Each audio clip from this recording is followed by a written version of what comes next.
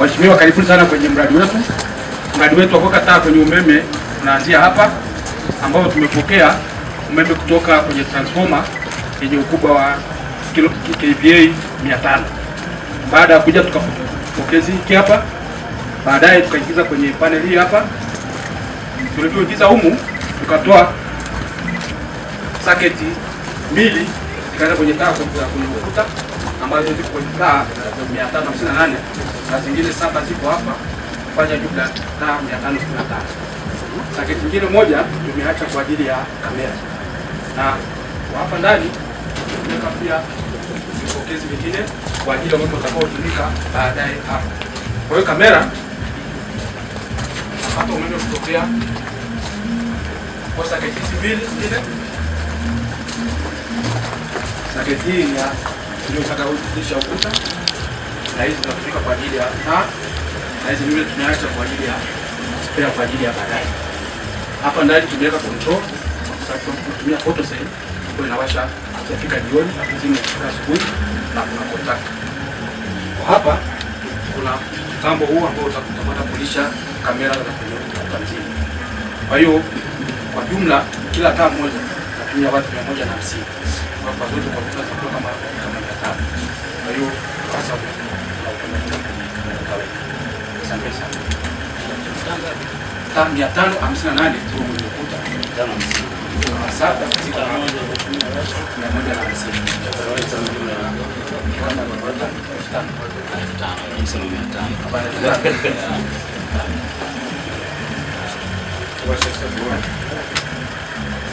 Kwa pale unaweza kuweka manual au automatic kulingana na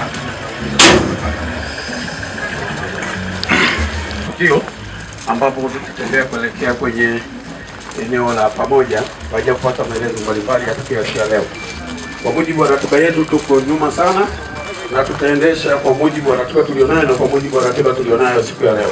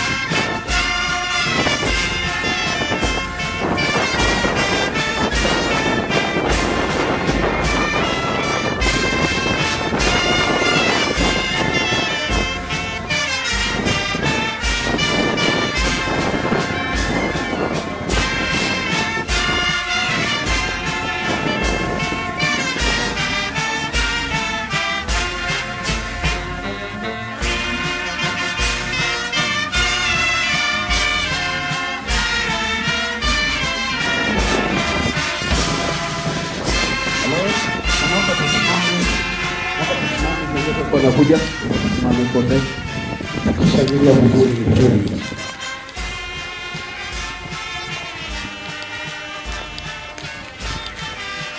Karibu sana rasmi pamoja na wageni wote walikuwa kwenye letu la tukio la sherehe leo tunataka hapa Uingereza.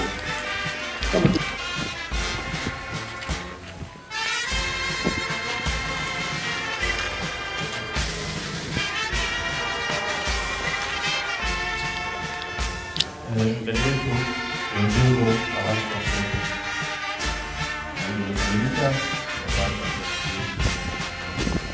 asi kwamba mwingine kitu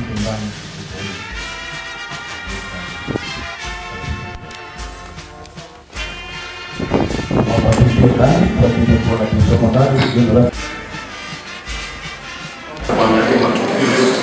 kwa maana ya picha kama zinavyoonyesha.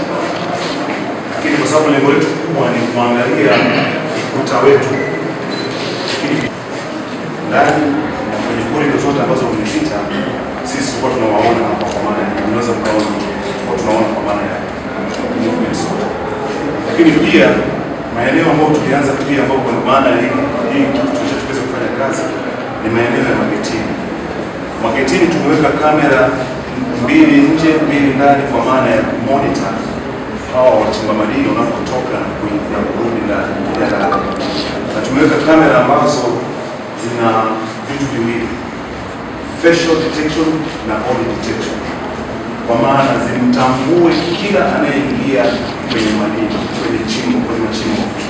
Inawezekana kuna mtu ambaye anaweza kumisbehave hapa ndani, anatakiwa asiruhusiwe tena kuingia. Kamera zile ambazo zimefungwa kitini zitakuwa na uwezo wa kudetect na kumweka kwenye blacklist. Kwa hiyo unapoingia pale utakuwa unaonekana kama mtu kumi. Kamera itakuwa na capture kila face ya mtu, inaweka kwenye database. Kwa hiyo inapokwenda kufilter kuangalia sasa huyu ni nani, ndio yule ambaye yuko blacklisted. Kwa hiyo itapiga alarm au buzzer kwa hao watu watakao wamekaa control room hapo. Kwa hiyo itakuwa rahisi kwamba kuna mtu ana jacket la blue, naomba asiingie tena. Kwa utaratibu utafanyika mzuri kwamba huyu mtu sasa, kama ni kuweka picha za asiweze kuruhusiwa kuingia hapa ndani tena, zitafanyika hivyo.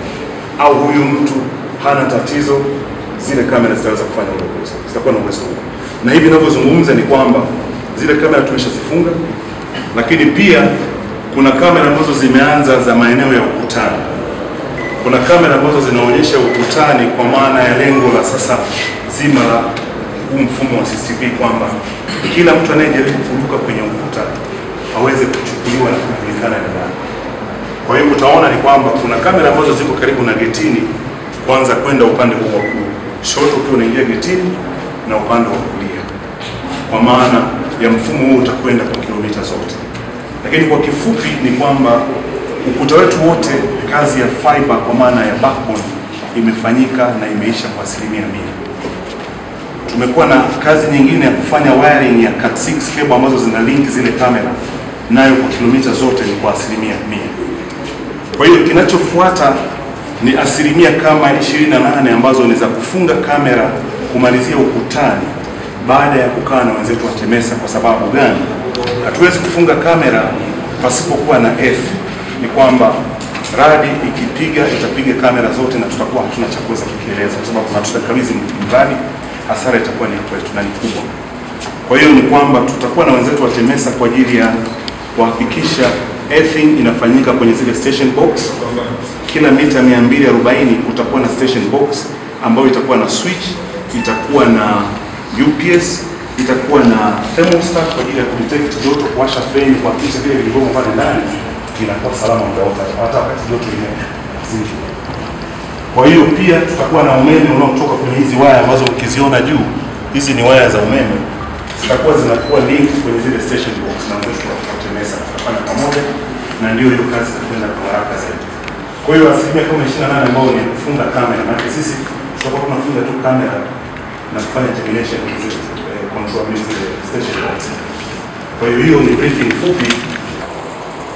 Tukirudi nyuma zaidi, tutakuwa na kamera nyingine ambayo inachukua mpaka pale ilipo tuliokuwa tunaiangalia. Kwa hiyo mfumo utakuwa namna hiyo, hakutakuwa na point ambayo kuna kitu kitafanyika kujaona. Lakini hiyo peke yake haitoshi, tukasema kuwepo na PTZ, ile kamera unaweza kuikondoka, geuza ukakuta picha na nini. Kila baada ya kamera mbili kuna ile kubwa moja, baada ya kamera mbili kuna kubwa moja, kwamba inawezekana kwenye picha hii hapa ambayo sio kamera ya kuvuta, pale mbele akawa kuna kitu kinaendelea, lakini huwezi kuona vizuri. Ndio tunasema nahitaji kuona vizuri kinachoendelea pale. Ndipo maeneo yale tutatumia ile kamera ya PTZ kuvuta tuone vizuri kidogo husika. Mfano wetu hapa tuna hii hapa tumeweka ni katikati ya zile kamera mbili ambazo tumetumia kwa mfano. Hii ni PTZ. Mbele pale kwenye ile gari kuna kitu kinafanyika, alafu siwezi kuona vizuri. Nahitaji nivute nione vizuri pale. Then zoom mpaka isogee karibu niweze kuona. Kama nimekwisha kusema, ndio rasmi pamoja na wageni wote tunakaribisha kwenye eneo la kila jukwaa kuu.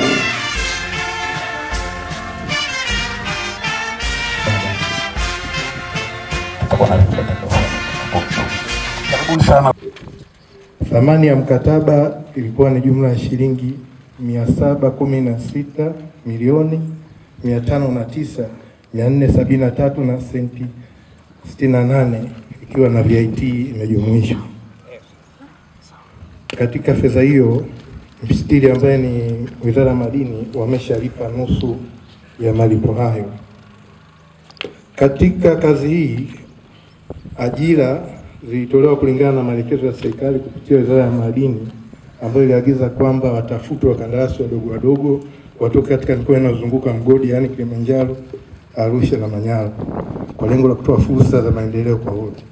Kupitia wakandarasi hao katika mradi huu, ajira zaidi ya 50 za muda zilizalishwa. Hali ya hewa kipindi chote cha mkataba ilikuwa ni nzuri, hivyo haikukwamisha utendaji kazi. Hakukuwa na ajali yoyote katika kazi hii.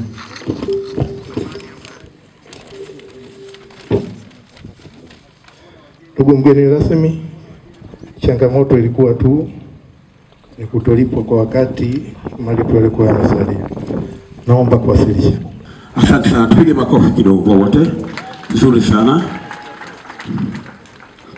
Makabidhiano ya mradi wa ujenzi wa kituo cha pamoja Tanzanite Mererani One Stop mwaka 2018 kati ya mshtiri na kampuni ya Suma JKT, ikiwa na jumla ya thamani ya shilingi bilioni 1,354,946,210 bila cent with VAT inclusive.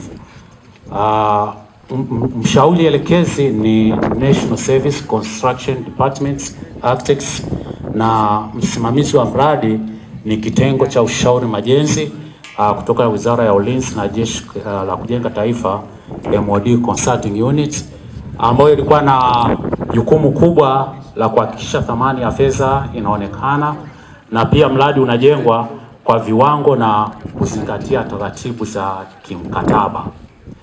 Muda wa utekelezaji wa mradi, eneo la mradi limekabidhiwa tarehe 12 mwezi wa 12 mwaka 2018 na kazi zilitarajiwa kuanza tarehe 19 mwezi wa 12 mwaka 2018. Mradi ulianza tarehe 30 mwezi wa kwanza mwaka 2020. Sehemu ya mradi, Mheshimiwa mgeni rasmi, imekamilika tarehe 14 mwezi wa pili mwaka 2020. Hivyo muda uliotumika ni miezi 14 na mradi umechelewa kwa muda wa miezi 8 na siku 9. Sababu za kuchelewa mradi, moja ni mabadiliko ya eneo. Eneo la awali lilikuwa lina mashimo chini, yani underground cavities, ambapo baada ya tafiti ilionekana kama ujenzi ungejengwa eneo hilo gharama zingekuwa kubwa sana. Lakini sababu ya pili ilikuwa kutotolewa kwa mahitaji ya skana, specification za skana ambalo lipo chini ya Wizara ya Madini.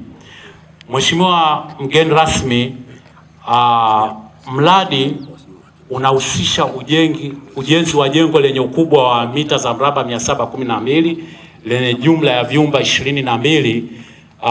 Vyumba vilivyopo katika jengo vinalenga kuboresha huduma ya masoko ya madini na pia kuboresha ufanisi wa kusimamia na kudhibiti mianya ya utoroshaji wa madini ambayo inaipotezea serikali mapato halali na halisi yanayotokana na uchimbaji wa madini. Pia mradi unahusisha miundombinu wezeshi ikiwepo maegesho ya magari, uzio wa ndani, mifereji wa maji, drainage systems, na vyumba vya skana ambavyo bado havijajengwa. Mheshimiwa mgeni rasmi, hadi sasa fedha ambayo imeshatolewa kwa mkandarasi ni jumla ya shilingi bilioni 1,76,747,421 na senti 19.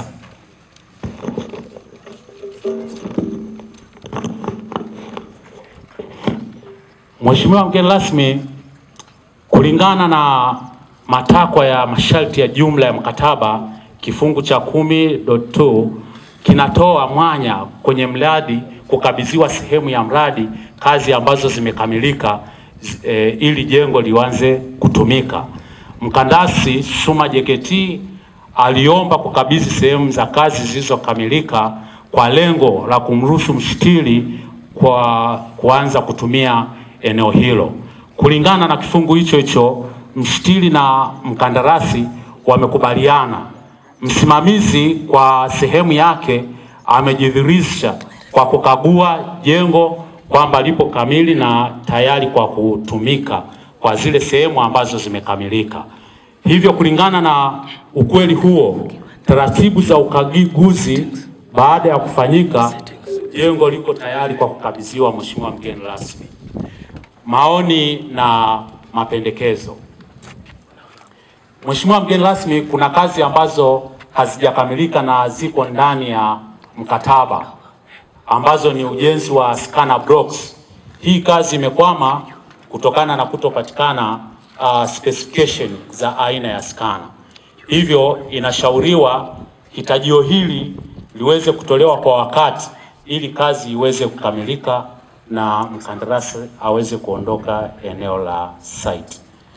Mheshimiwa mgeni rasmi, maoni na mapendekezo mengine, katika eneo hili hakuna choo cha nje na pia hakuna sehemu ya kuhifadhiwa generator kwa ajili ya umeme wa dharura. Inashauriwa ofisi yako iweze kupitia michoro na tathmini zilizowasilishwa ili kuweze kufanya maamuzi, kazi hiyo iweze kukamilika kutokana na umuhimu wake. Mheshimiwa mgeni rasmi, kuna kazi ambazo ziliongezeka lakini hazikuweza kupata idhini yako, hivyo kusababisha mkandarasi kuto kulipwa hadi sasa, na hizi ziliongezeka kutokana na mabadiliko la eneo la ujenzi. Mheshimiwa mgeni rasmi, inaomba ofisi yako iweze kupitia gharama hizo na mkandarasi aweze kulipwa ili awe katika hali nzuri ya kutekeleza miradi mingine ya serikali. Mheshimiwa mgeni rasmi, baada ya kusema hiyo, naomba kuwasilisha.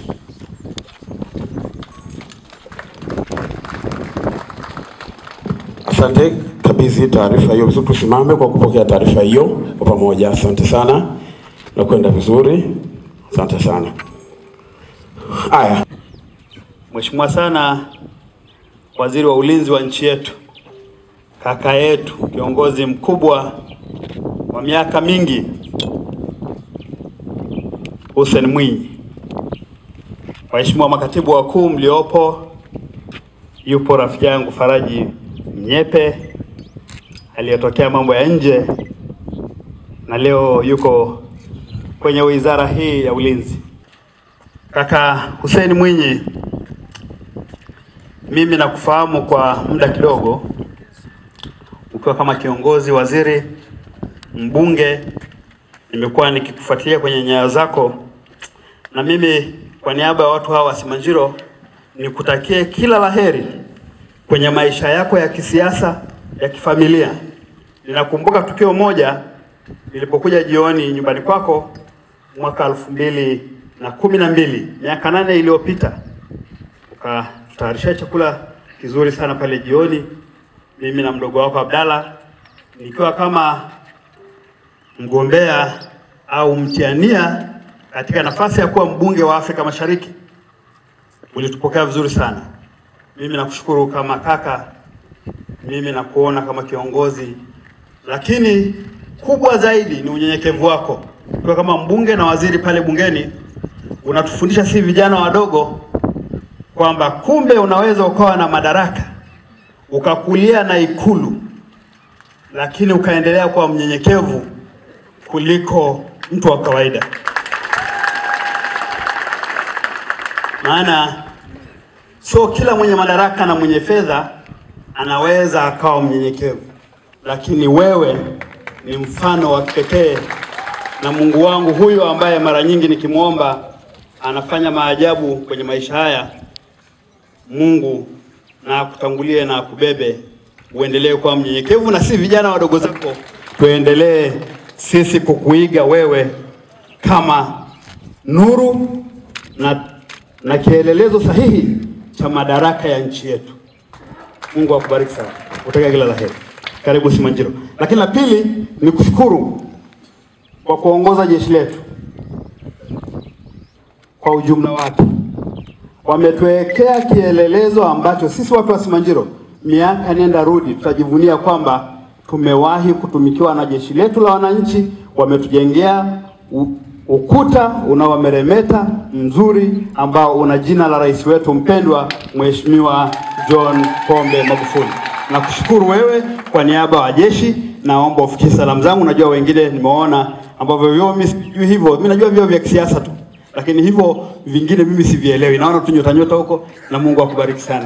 Endelea kupeleka salamu zetu kwamba tunawapenda, tunawashukuru watu wa Simanjiro wanalipenda jeshi la wananchi. Na hakika naomba niseme jambo moja kama mbunge. Kutuwekea ulinzi wa jeshi hapa mmetupa heshima kubwa sana. Sana. Jeshi bado lina nidhamu sana na chini ya uongozi wako wewe. Nchi nyingine wanajeshi ukienda, sasa kutaja nchi kwa sababu ya mambo ya kimataifa, lakini kuna nchi ambazo wanajeshi wananyang'anya watu mali zao, wanaingia kwa mtutu kwa nguvu zao na kuchukua mali zao. Lakini jeshi letu chini yako na chini ya amri jeshi mkuu Magufuli na marais waliopita, jeshi la Tanzania bado lina nidhamu kubwa sana. Asante sana. Asante sana. Mheshimiwa Dr. Biteko, Waziri wa Madini, Katibu Mkuu wa Wizara ya Madini Profesa Simon Msanjila, Katibu Mkuu wa Wizara ya Ulinzi na Jeshi la Kujenga Taifa Dr. Faraji Mnyepe, Kaimu Mkuu wa Mkoa wa Manyara, Mheshimiwa Mbunge wa Simanjiro Mheshimiwa James Ole Milia, Brigade Commander, maafisa wakuu, maafisa wadogo, askari, wageni waalikwa, mabibi na mabwana. Awali ya yote naomba kutumia fursa hii kumshukuru Mwenyezi Mungu kwa kutuwezesha kuifikia siku hii ya leo ambapo tunashuhudia kwa pamoja kukabidhiwa rasmi kwa mradi wa ujenzi wa kituo cha pamoja cha Tanzanite Mererani One Stop Center hapa Mererani Arusha. Napenda kuchukua fursa hii kuwashukuru wageni waalikwa wote kwa kukubali kwenu kuja kujumuika nasi katika tafrija hii. Asanteni sana. Ujenzi wa mradi huu wa kituo cha One Stop Center ulianza rasmi kama tulivyoelezwa tarehe 30 Novemba 2018 kwa kusainiwa mkataba kati ya Katibu Mkuu wa Wizara ya Madini na mkandarasi ambaye ni Suma JKT. Kukamilika kwa mradi huu ni fursa ya kuboresha ufanisi wa kusimamia na kudhibiti mianya ya utoroshaji wa madini ili kuongeza pato la serikali. Napenda kuchukua nafasi hii kukushukuru wewe Mheshimiwa Waziri wa Madini, Katibu Mkuu na watendaji wote kwa imani mlionayo kwa wizara yangu na kwa jeshi kwa ujumla kwa kuamua kutukabidhi miradi mingi ya kujenga ofisi za madini katika mikoa ya Simiyu, Tanga, Musoma, Bukoba, Mbeya, Songea, Katavi na Dodoma. Na leo hii tunashuhudia makabidhiano ya kituo cha One Stop Center chenye dhamira nzuri ya kuhakikisha rasilimali za nchi yetu zinalindwa kwa nguvu zote ili ziweze kuwanufaisha Watanzania wote. Napenda nitoe shukrani zangu za dhati kwa Jeshi la Ulinzi la Wananchi wa Tanzania na Jeshi la Kujenga Taifa kwa kazi walizozifanya za usanifu, uratibu, usimamizi na ujenzi wa kituo hiki kupitia shirika letu la uchumi na maendeleo la Jeshi la Kujenga Taifa, yani Suma JKT. Nawapongeza kwa kutekeleza jukumu hili kwa weledi na kwa umahiri wa hali ya juu. Hii inadhihirisha kuwa jukumu la jeshi letu sio tu ulinzi wa mipaka ya nchi yetu na kushiriki operesheni za kimataifa za ulinzi wa amani katika sehemu mbalimbali duniani, bali pia katika ulinzi wa rasilimali mbalimbali tulizo nazo kwa maslahi mapana ya taifa letu. Napenda nikuahidi Mheshimiwa Waziri wa Madini na wadau wengine kuwa shirika letu la SUMA JKT lipo tayari kupokea miradi ya ujenzi mingine, na tunaahidi kazi hizo tutazifanya kwa weledi mkubwa, uzalendo na kwa wakati unaotakiwa. Wageni waalikwa, mabibi na mabwana, kama ilivyo katika miradi mingine ya ujenzi, kuna changamoto nyingi zinazojitokeza, lakini hizo ndizo zinatupa ubunifu na kupata uzoefu. Naomba nitoe wito kwa mshtiri na mkandarasi kuhakikisha kwamba changamoto zilizojitokeza wakae vikao na kukubaliana na hatimaye wamalize kazi ndogo ndogo zilizobaki. Mwisho, naomba nichukue nafasi hii nikupongeze sana Mheshimiwa Waziri wa Madini kwa usimamizi mzuri wa sekta yako. Hongera sana. Na naomba nimalizie kwa kumshukuru mdogo wangu Mheshimiwa Ole Melia kwa maneno yake mazuri juu yangu, na vile vile nikupongeze sana kwa juhudi zako za kusimamia maslahi ya wananchi wako. Sisi sote pale bungeni tunakufahamu vyema kwa jinsi unavyopigania haki na maslahi ya wananchi wako. Nichukue fursa hii nikupongeze sana kwa kazi nzuri unayoifanya, na ni mategemeo yetu kwamba tutaendelea kushirikiana. Baada ya kusema hayo, nakushukuruni sana kwa kunisikiliza. Sasa bila kuchelewa, sasa kwa heshima na taadhima kabisa, tukio linalofuata sasa hivi ni kumkaribisha mgeni rasmi, na tukio hili litafanywa rasmi na Katibu Mkuu Wizara ya Madini. Simanjiro oye! Simanjiro oye!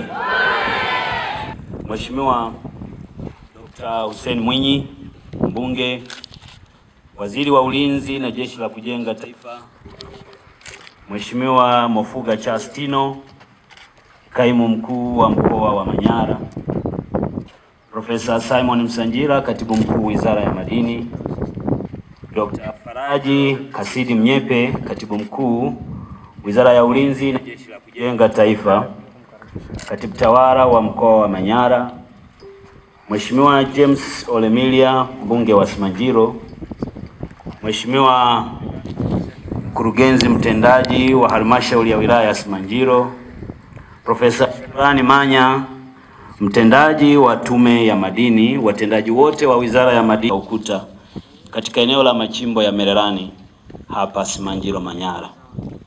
Kwa namna ya pekee naomba nichukue nafasi hii nimshukuru sana Mheshimiwa Rais Dr. John Pombe Joseph Magufuli, Rais wa Jamhuri ya Muungano wa Tanzania, kwanza kwa kutupa miongozo makini kama Wizara ya Madini ili tuweze kusimamia sekta hii.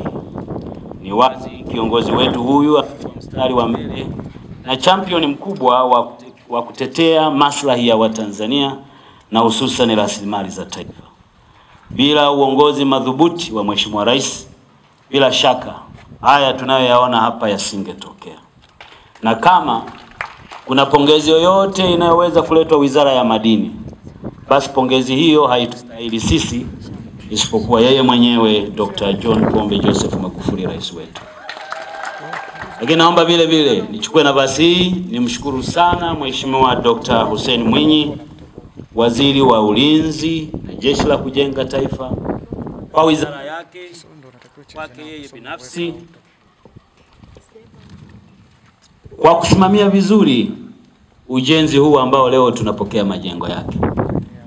Bila Jeshi la Kujenga Taifa JKT, SUMA JKT, kuwa na miongozo mizuri na nidhamu ya kazi, leo hapa tungekuwa tunazungumza story tu. Lakini wamesimamia vizuri kazi hii kama mnavyoona, na leo tunavyoipokea. Kwa kweli Mheshimiwa Waziri, naomba upokee shukrani zetu Wizara ya Madini kwa kazi kubwa ambayo mnaendelea kuifanya. Hongera sana. Naomba vile vile nikushukuru sana wewe kwa kushiriki pamoja nasi leo. Ninajua una ratiba nyingi, una kazi nyingi, wizara yako kubwa ya kulinda mipaka yetu, lakini umejinyima muda kidogo ukaja kushiriki pamoja na sisi. Na nafahamu baada ya hapa lazima uende Dar es Salaam.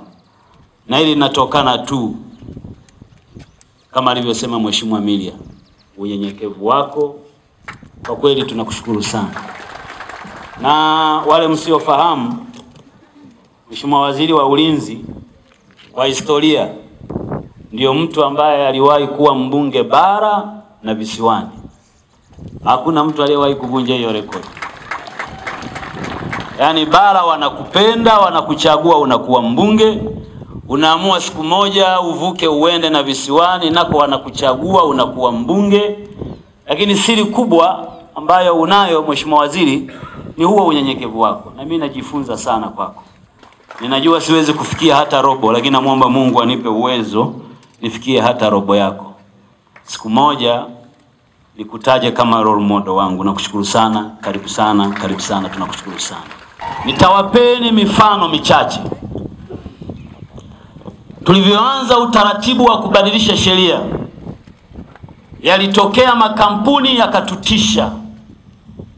Wakasema tutaondoa uwekezaji. Kampuni moja ikafunga mgodi wake. Tena ufungaji wa mgodi haukufuata taratibu. Wakafanya kitu kinaitwa minimization of operation. Haimo kwenye sheria, haimo kwenye kanuni. Lakini kwa sababu nchi hii ya watu waungwana tukanyamaza. Na nia yao ilikuwa kwamba tukifunga mgodi sisi Watanzania hawatayapata mapato waliokuwa wanayapata. Walitarajia mapato yatashuka kwa sababu wakubwa wameondoka. Tukawaambia tunawaombeeni kila laheri. Siku mkiwa tayari karibuni mje. Baada ya kuondoka, kwa kuwa Mungu anaishi, mapato yalikuwa yanatokana na madini baada ya wao kuondoka yakaongezeka mara 20 zaidi. Kwa sababu wachimbaji wadogo waliziba hilo gap lilokuwepo. Wale walitisha kwa ukubwa wao wamerudi, tukajadiliana kwa wema, kwa kuheshimiana. Mererani hapa mapato yote yaliyokuwa yanakusanywa hapa, Mheshimiwa Waziri wa Ulinzi, wakati wanafunga mgodi wa Tanzanite 1, 85% ya mapato yote yalitokana na mgodi mmoja wa Tanzanite 1, ambapo jumla ya shilingi bilioni 1.1 zilikuwa zimekusanywa. Na wachimbaji wadogo wote hapa walikuwa wamekusanya shilingi milioni 164 peke yake. Baadaye walivyofunga Tanzanite 1, kwa sababu ambazo hatujazifahamu vizuri, wachimbaji wadogo hawa wakaingia mzigoni, wakaanza kulipa kodi. Kutoka bilioni 1.1 wakati ule, wao wakakusanya bilioni 2.7 wachimbaji wadogo. Kama kuna mtu anaona fahari ya wachimbaji wadogo ni mimi. Mmeipa heshima nchi yetu, mmeipa heshima sekta ya madini, kwamba Watanzania wenyewe wanaweza kuzalisha, Watanzania wenyewe wanaweza kulipa kodi, na huo ndio utamaduni ambao tunautaka kwenye sekta ya madini. Niwaombe watu wa Mererani, niwaombe wachimbaji wa Tanzanite, haya madini hakuna pahala pengine utaona, ni hapa kwenu. Ni madini ya pekee duniani. Ukihitaji Tanzanite lazima uje Mererani, eneo dogo la Simanjiro hapa. Mkiwa na fursa ya namna hiyo, muitumie vizuri kwa ajili ya kujiletea heshima wenyewe, lakini kupatia heshima nchi yetu. Serikali ilifanya utafiti, ikajenga ukuta huu. Ukuta huu ni gharama kubwa. Leo Suma JKT wako hapa wanajenga, taa zinawekwa kila pahala, tunafunga na CCTV kamera. Haiwezekani wachimbaji wadogo wanaofanya kazi kwa jasho jingi na pesa nyingi, hao wachimbaji wageuzwe kuwa na usumbufu kwenye biashara yao. Tunaweka mazingira mazuri kwa kila mmoja kufanya biashara katika mazingira rahisi yasiyokuwa na usumbufu, ili mlipe kodi kubwa, lakini muhimu zaidi, ninyi wenyewe mbadilishe maisha yenu. Huo ndio wajibu wa Wizara ya Madini. Akitokea mtu mmoja amekamatwa kwa kosa la utoroshaji wa madini, achaneni na kupoteza time ya message nyingi kuja kwa waziri na kwenda kwa Waziri wa Ulinzi. Ukuta huu unalindwa na jeshi la wananchi. Mwenye dhamana ya kulinda ukuta huu sio Doto Biteko, ni Mheshimiwa Dr. Hussein Mwinyi. Ukuta huu uko chini ya jeshi, na jeshi haliwezi kukujibu mtandaoni kama Doto. Mtamalizana kimya kimya. Mimi naweza kusimama hapa nikatoa ufafanuzi. Ngalaguza hana hiyo time na wala hajawa trained hivyo. Ukimzingua na kuzingua maradufu period. Mimi naweza nikaja na kukuambia bwana, utaratibu huko. Jeshi halina hiyo time, hiyo unaitoa wapi? Ogopa mtu ambaye amefanya mafunzo nje ya chumba, hakuna AC, ila akapata cheti. Tofauti sana na aliyejifunza kwenye AC. Nimewambia hilo muelewe. Tumeweka kituo hiki ili usumbufu wote huo unaotokea uishe. Tunataka biashara yote ishie hapa. Humu ndani kuna kila kitu. TRA yatakuwa hapa, polisi watakuwa hapa, uhamiaji watakuwa hapa, mpaka mahabusu ya kike na ya kiume imo humu. Na kila kitu kinachofanyika kwenye ukuta ukiwa humu ndani unaona kuanzia kona ya kwanza mpaka ya mwisho. Kila kitu. Na tuna kamera ina uwezo wa kukutambua. Bwana Juma, haimaanishi Juma aliyeko hapa, sura yake huyu amewahi kukamatwa siku fulani, badala ya kubandika tangazo ukutani, huyu haruhusi kuja kwenye ukuta. Kamera ile sura yako ukigusa tumpa inapiga alamu huku. Ngalaguza na wenzie wanakusoti hapo kama mchuya kwenye mchele. Hiyo ndio teknolojia, tumefika huko. Tunataka kurahisisha maisha ya watu. Yule anayefuata utaratibu afurahie kufanya kazi Mererani. Yule anayefanya siasa afanye siasa mtandaoni. Lakini nataka niwaambieni, Wizara ya Madini, na ninyi ni mashahidi, wachimbaji mlioko hapa, nani atuambie usumbufu mliokuwa mnaupata huko nyuma mnaupata sasa hivi? Tunafanya hivyo ili maisha yenu yawe rahisi, ili maisha yetu pia yawe rahisi. Heshima yetu ni nyie kutajirika.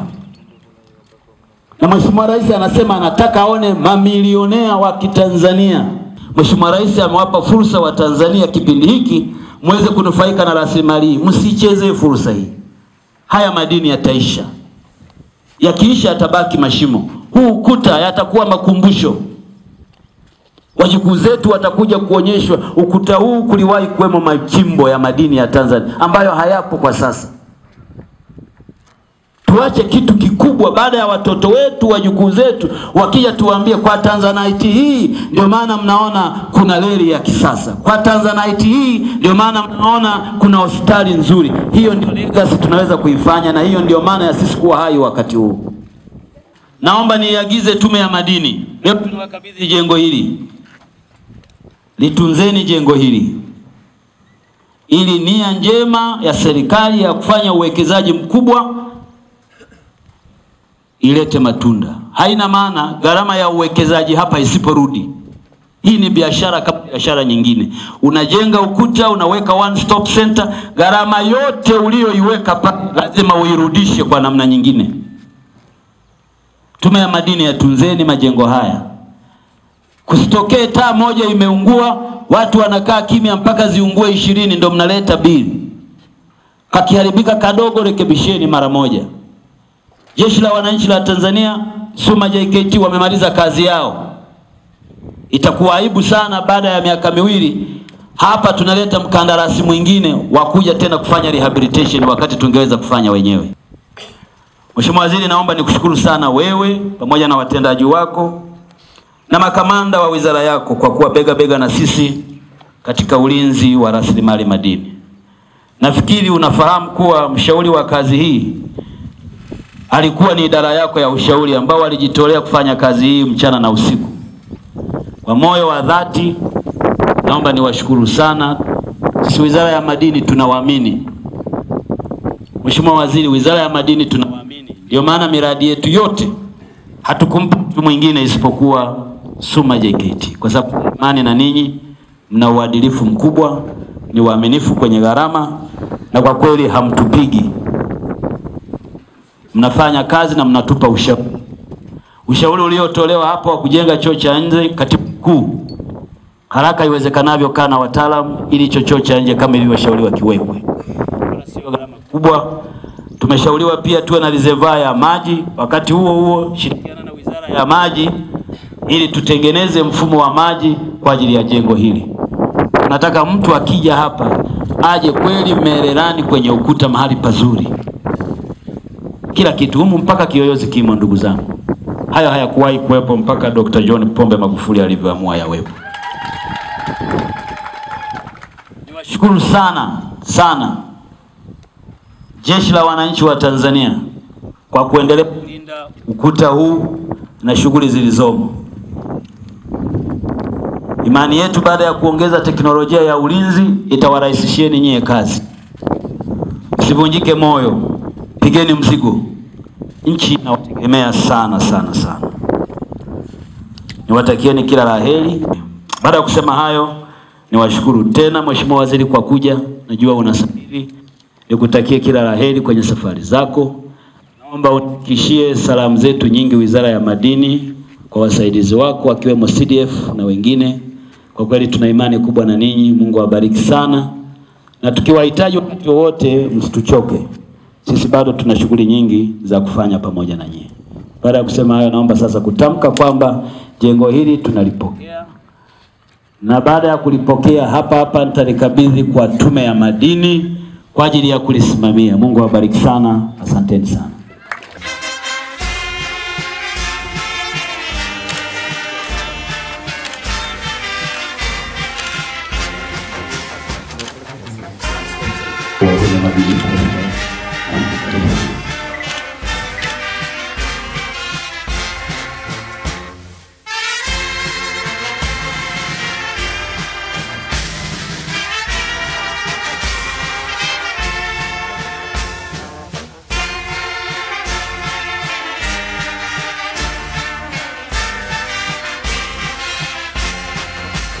Thank you.